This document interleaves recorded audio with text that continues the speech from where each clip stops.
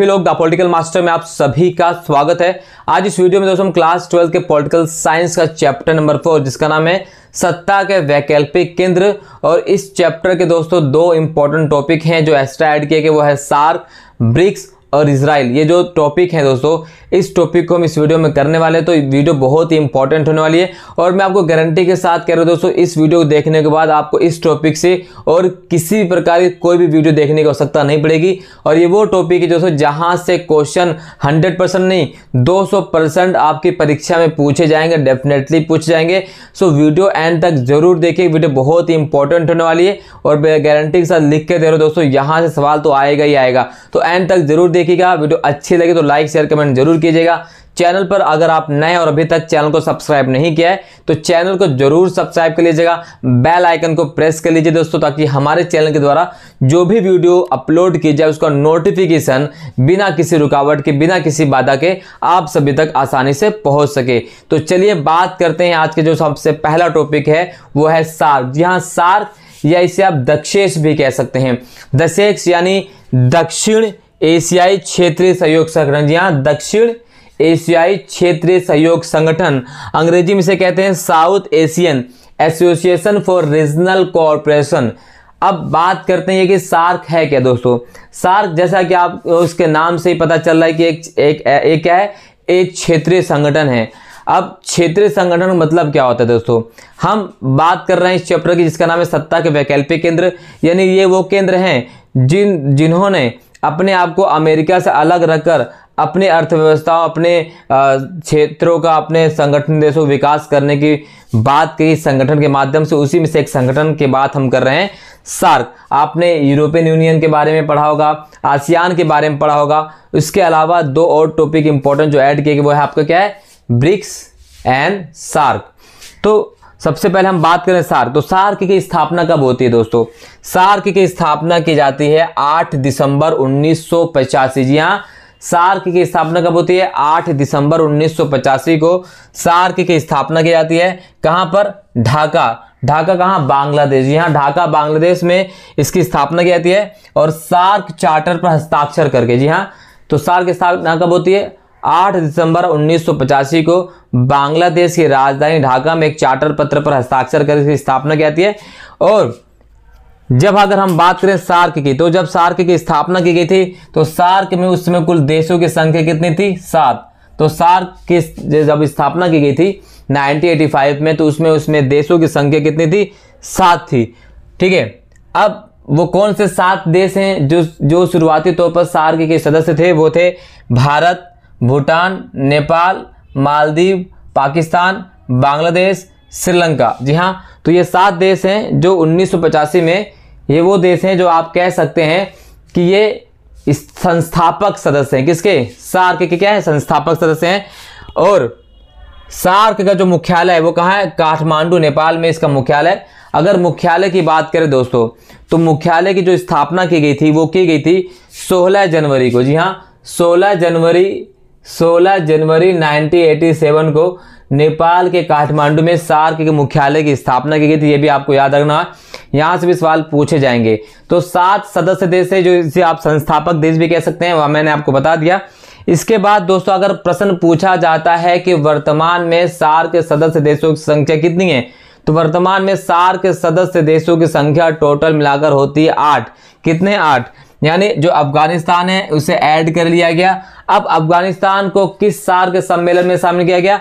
तो अफगानिस्तान को 13वें शिखर सम्मेलन, जो सार्क का 13वां शिखर सम्मेलन था 2005 में, इसमें इसको जो है शामिल करने के लिए बोला गया था। और अगर हम बात करें तो प्रमुखता से इसे कब शामिल किया गया? तो प्रमुखता से 2007 में। जी हाँ, 14वें शिखर सम्मेलन 2007 में जो है सार्क में जो है अफगानिस्तान को भी क्या कर लिया गया दोस्तों? ऐड कर लिया गया। तो ये अभी आपको पता होना चाहिए, 14वें शिखर सम्मेलन में अफगानिस्तान को सार्क में ऐड कर लिया गया। तो वर्तमान में सार्क सदस्य देशों की संख्या कितनी है? 8 है। क्लियर है वो यहां तक? चलिए अब बात करते हैं दोस्तों सार्क। अब सार्क के सिद्धांत क्या है, उद्देश्य क्या है? तो सार्क के सिद्धांत उद्देश्य की अगर हम बात करें तो दक्षिण एशियाई देशों द्वारा आपस में सहयोग, ठीक है, क्षेत्रीय शांति को बढ़ाना, सामूहिक आत्मनिर्भरता को मजबूत करना, संप्रभु, समानता, क्षेत्रीय अखंडता, राजनीतिक स्वतंत्रता स्थापित करना, ये सार्क के सिद्धांत भी हैं और इसके उद्देश्य भी हैं। अगर हम सार्क की बात करें दोस्तों, तो आप सभी को पता होगा जो सार्क है वो कहीं ना कहीं भारतीय उपमहाद्वीप के हिस्से हैं। अगर सार्क की बात करें, केवल मालदीव को अगर छोड़ दिया जाए, तो अगर हम मालदीव को छोड़ दें तो बाकी जो सार्क के 7 सदस्य हैं वो भारतीय उपमहाद्वीप के हिस्से आते हैं और भारत द्वारा इन सार्क देशों से किसी न किसी प्रकार से जो है सीमा रेखा साझा की जाती है। इसके अलावा हमारी क्षेत्रीय समानताएं हैं, भौगोलिक समानताएं भी पाई जाती है। अगर हम बात करें तो भारत और सार्क के जो सदस्य देश हैं उसमें बहुत सारी सिमिलरिटी है। सिमिलरिटी क्या है? यहाँ गरीबी भी है, ठीक है, अशिक्षा भी है, कुपोषण भी है, बहुत सारी सिमिलरिटी पाई जाती है सार्क देशों पर। और सार्क देश ये जो उनकी समस्याएं हैं, ये साथ मिलकर इन समस्याओं को आसानी से क्या कर सकते हैं? सुलझा सकते हैं। आतंकवाद से भी ये देश क्या ग्रसित हैं, तो कह सकते हैं कि कॉमन समस्याएं हैं और कॉमन समस्याओं का जो समाधान भी कॉमन ही है। आसानी से इस समस्याओं पर ये काम कर सकते हैं अगर सही तरीके से जिस उद्देश्य के साथ सार्क की स्थापना की गई थी उसी उद्देश्य के साथ अगर सार्क को आगे लेकर चलाया जाए तो, ठीक है। तो इस तरह से सार्क के उद्देश्य है दोस्तों, मैंने आपको बता दिया, यहाँ पर आप नोट कर सकते हैं। इसके अलावा विकासशील देशों के साथ सहयोग को मजबूत करना। सार्क के जो सदस्य देश है वो क्या है? आपको सभी को पता है, सभी क्या है? विकासशील देश है, तीसरी दुनिया के देश हैं। और ये वो देश है जो 1947 के बाद आज़ाद हुए हैं। 1947 के बाद जब साम्राज्यवादी शक्तियों ने दुनिया के तमाम देशों को आज़ाद करना शुरू किया तो वो वही दौर था। उसी दौर में सारे देश जो है आज़ाद हुए हैं और इनका उद्देश्य ये भी कि विकासशील देशों के साथ सहयोग को मजबूत करना और विकासशील देशों को भी विकास में की भागीदारी में आगे बढ़ाना, विकास करवाना इनका उद्देश्य माना जा रहा है सार्क का, ठीक है। इस तरह से सार्क की स्थापना की गई। इसके अलावा दोस्तों अगर हम बात करें, बहुत सारे ऐतिहासिक तथ्य भी है सार्क को लेकर। जैसे सार्क की अगर हम बात करें दोस्तों, सार्क जो है 1980 के दशक में इसकी शुरुआत हो गई थी, या 1980 में पहली बार जो है सार्क एक का रूप में या क्षेत्रीय संगठन के रूप में इसके बनाने की बात की गई थी। उसके बाद 1981 में 1981 में क्या होता है, माफ कीजिएगा, 1981 में दोस्तों सार्क के जो सदस्य हैं ये जो है श्रीलंका की राजधानी, ठीक है, श्रीलंका की राजधानी जो है कोलंबो में बैठक करते हैं 7 मंत्री कोलंबो में, ठीक है। अब उसके बाद 1983 में दिल्ली में इनकी बैठक होती है, मंत्रियों के 7 देशों के मंत्रियों की दिल्ली में बैठक होती है। उसके बाद जो है 1985 में ढाका में इस सार्क की स्थापना की जाती है। क्लियर? तो ऐतिहासिक रूप से भी कई जगह हम ये भी देखते हैं कि जो सार्क का ये जो गुट है वो बांग्लादेश के उस समय के प्रधानमंत्री थे शेख मुजीबुर रहमान, उनकी सोच का ही कह सकते कहीं देन मानी जाती है। तो वो भी हम बाद में इसकी चर्चा करेंगे। तो ये सार्क का उद्देश्य है दोस्तों, सार्क का मुख्यालय कहाँ पर है, सार्क का गठन कब किया गया, ठीक है, कौन कौन से देश शामिल हैं। और अगर हम सार्क की बात करें दोस्तों, सार्क जो है देखेंगे तो साझा कैसे सीमा साझा करते हैं। तो सार्क जैसे हमने कहा कि ये सभी उपमहाद्वीप के भारतीय उपमहाद्वीप के हिस्से हैं। तो उत्तर में हिमालय पर्वत से जुड़े हुए हैं ये, ठीक। दक्षिण की अगर हम बात करें तो बंगाल की खाड़ी से जुड़े हुए हैं। अगर हम माफ कीजिए, दक्षिण में नहीं, ये है क्या, पूर्व में बंगाल की खाड़ी से। दक्षिण में दोस्तों किससे जुड़े हुए हैं, ये हिंद महासागर से। और पश्चिम में दोस्तों जो है अरब सागर से। ये माफ कीजिएगा, ये जो है आपका अरब सागर, ये हाँ हिंद महासागर और ये अरब सागर। तो ये इससे क्या हुए, जुड़े हुए हैं आपस में, ये सीमा भी साझा करते हैं।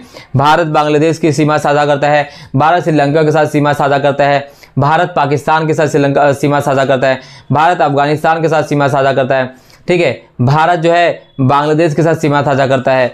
मालदीव के साथ हम थोड़ा सा सीमा साझा नहीं करते, बाकी तमाम जो सार्क के सदस्य हैं उन सभी देशों के साथ हम सीमा साझा करते हैं। और कहीं ना कहीं हमारे ऐतिहासिक रिश्ते भी हैं, ऐतिहासिक चीज़ें भी हमारे देखने को मिल जाती हैं।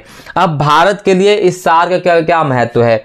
भारत की अगर सार्क की बात करें, महत्व की बात करें, सवाल पूछा जाता है तो जो हमारा फर्स्ट नेबर, हमारे एक पॉलिसी है फर्स्ट नेबरहुड पॉलिसी, तो उसके लिए जो है सार्क एक बहुत महत्वपूर्ण रोल भूमिका निभा सकता है।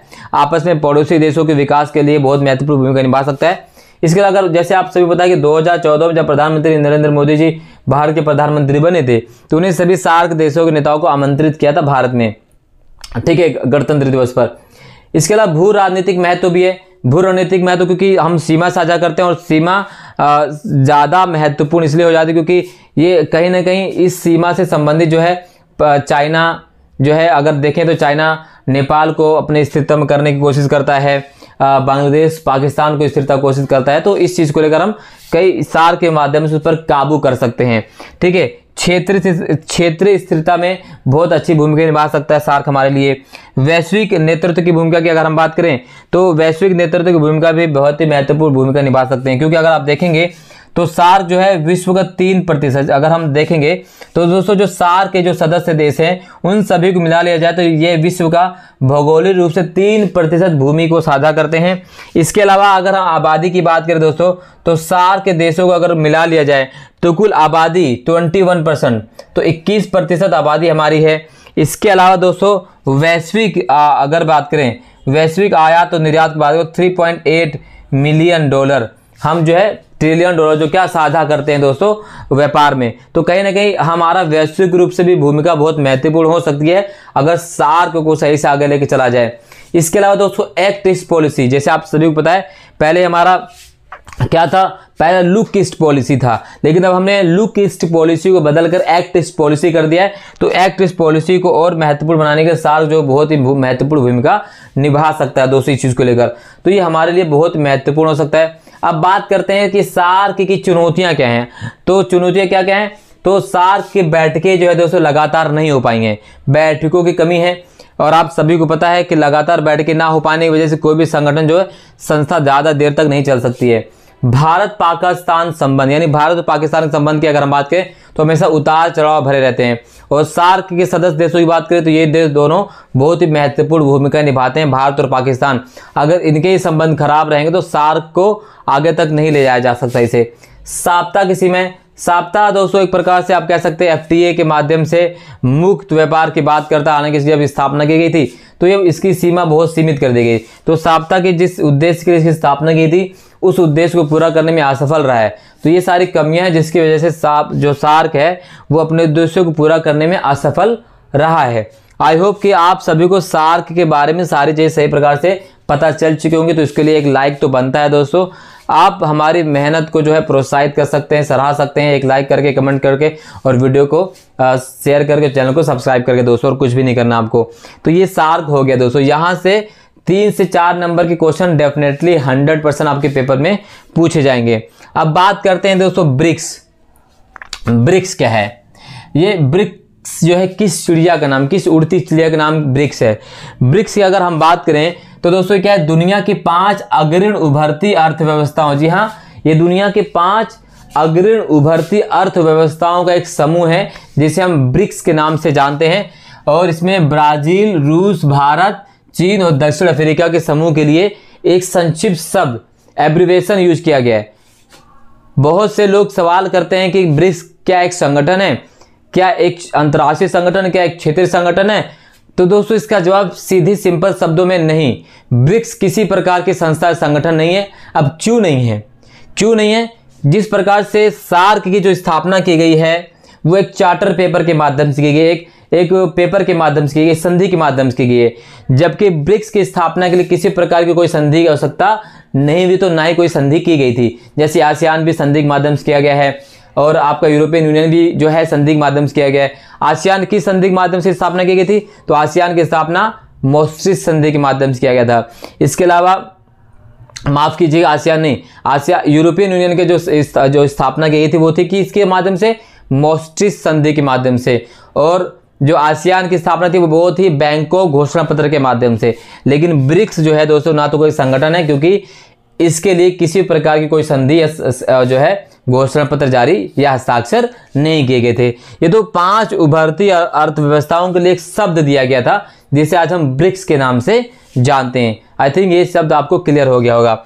चलिए, तो ब्रिक्स जो है दुनिया के 5 सबसे बड़े विकासशील देशों को एक साथ लाता है, एक मंच है, एक मंच उपलब्ध कराता है जिसमें 5 उभरती अर्थव्यवस्था जो बैठकर अपने विचार साझा करते हैं, आगे की रणनीति को बनाते हैं।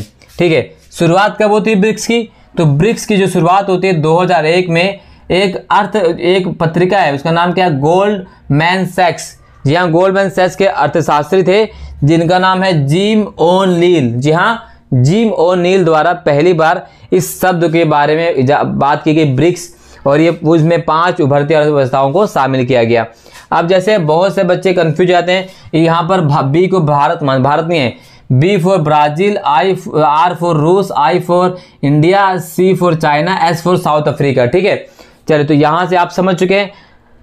अब बात करते हैं ब्रिक्स की स्थापना कब होती है। तो ब्रिक्स की स्थापना होती है वर्ष 2006 में। इसमें जब पहले ब्रिक्स नहीं था, पहले केवल ब्रिक था, यानी एस उसमें जुड़ा हुआ नहीं था। क्या नहीं था? एक्स जुड़ा हुआ नहीं था। तो वर्ष 2006 में 4 देशों ने संयुक्त राष्ट्र महासभा की जो सामान्य बैठक होती है हर साल, उस बैठक के बाद ये 4 देश इकट्ठा होते हैं और इस सहमति पर बैठते कि हमें एक संगठन बनाना चाहिए। तो ब्रिक्स की स्थापना होती है, ब्रिक की स्थापना होती है साल 2006 में। और ब्रिक का जो पहला शिखर सम्मेलन होता है वो होता है वर्ष 2009 में। स्थापना 2006 में, सम्मेलन होने में 3 साल कैसे लगे? यहाँ पर जो सबसे बड़ा सवाल आता है कि भाई 3 साल क्यों लग गए? तो दोस्तों इसके जो बैठक होने के पीछे जो सबसे बड़ा कारण है वह है 2008 की मंदी। जी हाँ, 2008 की मंदी। इस 2008 में विश्व में मंदी आ गई थी, अमेरिका में मंदी आ गई थी और मंदी के चलते तमाम जो आर्थिक समस्याएं वो उजागर हो गई थी। और उसी के बाद जो है ये देश पहली बार बैठक करते हैं। कहाँ बैठक करते हैं? 2009 में रूस के एक शहर है यekaterinburg। क्या है? यekaterinburg। ठीक है, रूस का नाम आप देख सकते हैं, रसिया है। तो ये 2009 में इसकी पहली बैठक होती है। इसके बाद दिसंबर 2010 में दक्षिण अफ्रीका जो है ब्रिक में शामिल होने के लिए आमंत्रित किया गया। यानी दक्षिण अफ्रीका को ब्रिक में शामिल कब किया गया? तो 2010 में दक्षिण अफ्रीका को ब्रिक में शामिल होने के लिए आमंत्रित किया गया। और इसी के बाद दक्षिण अफ्रीका के शामिल होने के बाद ब्रिक अब क्या कहलाया? ब्रिक्स कहलाया। यानी अब इसमें पहले सी नहीं जुड़ा हुआ था, लेकिन अब इसमें सी एस, माफ कीजिएगा, सी जुड़ा हुआ था, एस नहीं जुड़ा हुआ था, लेकिन अब इसमें एस और जोड़ दिया गया। अब ब्रिक क्या हो गया? ब्रिक्स हो गया। यानी अब अफ्रीका भी इसमें शामिल हो जाता है। उसके बाद दोस्तों मार्च 2011 में दक्षिण अफ्रीका पहली बार चीन के सानिया में तीसरे सम्मेलन में भाग लेता है। तो दक्षिण अफ्रीका 2010 में शामिल होता है।